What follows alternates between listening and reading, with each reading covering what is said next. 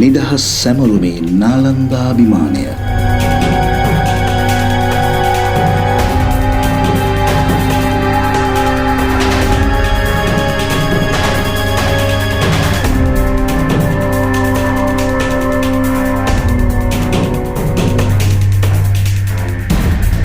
විජාතික විලංගුවලින් රට මුදවා ගැනීමේ අරගලයේ කූට ප්‍රාප්තික ජයග්‍රහණයකි ආනන්ද විදුහල. එකී ආනන්ද කොලීජිය වෙත භාරතයේ සිට තාගුරුතුමා සැපැමිණි වසරේදීම ආනන්ද විදුහලට තම විද්‍යාලය උපදවන්නට මේ භාරත පණිවරයා ඉංග්‍රීසීන්ගේ කොලීජි සංස්කෘතිය විවේචනය කරමින් ආනන්දයේදී කළ කතාව හේතු වන්නට ඇත. ඉන්දියාවේ විශ්ව භාරතීය විද්‍යාලය බිහි කළ තාගුරුතුමා ආනන්ද කොලීජියේදී කීවේ මේ ලක්බිමෙහිද එබඳු වූ විද්‍යාල බිහි කළ යුතු බවයි.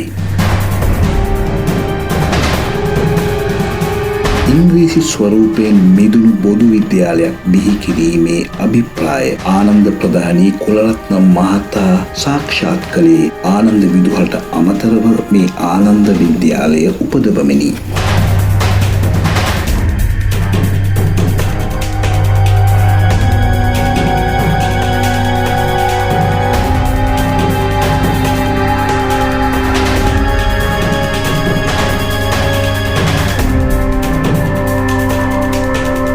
විජාතික ආධිපත්‍යයෙන් මේ ලක්බිම නිදහස් කර ගැනීමේ අග්‍රඵලයක් වනුයේ ආනන්ද විදුහල සැදූ තම විද්‍යාලයයි.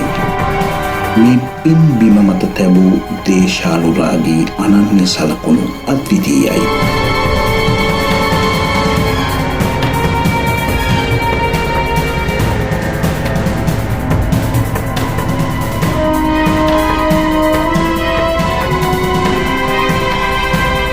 මෙකී ජාතික සාඩම්බරතාව මෙබිමෙහි නංවන්නට නලන්දා විද්‍යාලය ඉපැද්දූ ජාතික වස්තුන් එමටයි. මේ නිදහසේ අභිමන තුළ යාවන නලන්දාභිමානය අසමසමයි.